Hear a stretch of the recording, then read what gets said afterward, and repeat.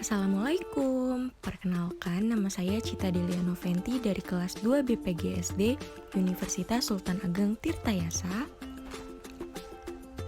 Halo adik-adik, bagaimana kabar kalian? Semoga baik-baik saja ya. Kali ini kita akan belajar tentang sumber daya alam. Apa kalian sudah tahu apa itu sumber daya alam? Sumber daya alam adalah semua yang terdapat di alam yang dapat dimanfaatkan oleh manusia untuk memenuhi segala kebutuhan hidupnya. Nah, sumber daya alam dibagi menjadi dua jenis, yaitu sumber daya alam yang dapat diperbaharui dan yang tidak dapat diperbaharui. Sumber daya alam yang dapat diperbaharui merupakan sumber daya alam yang dapat dibentuk lagi oleh manusia jika rusak atau habis.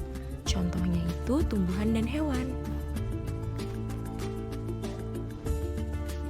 Sedangkan sumber daya alam yang tidak dapat diperbaharui merupakan sumber daya alam yang persediaan di alam terbatas dan setelah habis tidak dapat dibuat atau dibentuk lagi oleh manusia.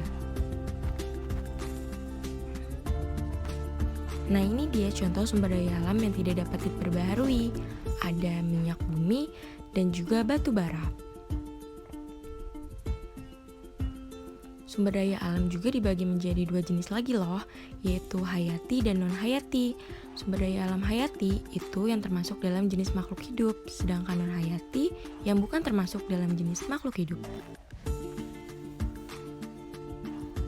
Nah, ini dia contoh penggunaan sumber daya alam.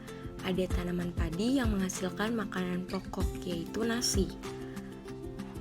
Setiap hari kita makan nasi. Nasi berasal dari beras yang dimasak dengan ukuran tertentu.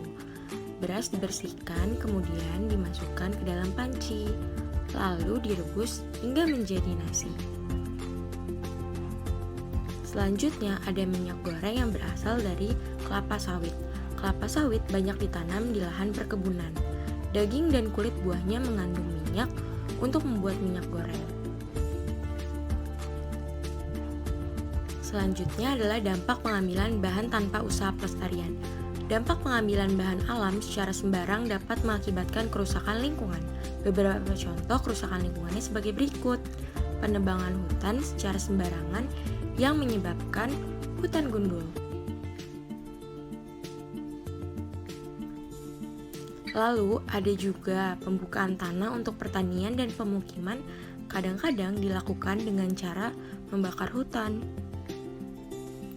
Sekian materi dari saya tentang sumber daya alam, kurang lebihnya mohon maaf. Wassalamualaikum warahmatullahi wabarakatuh.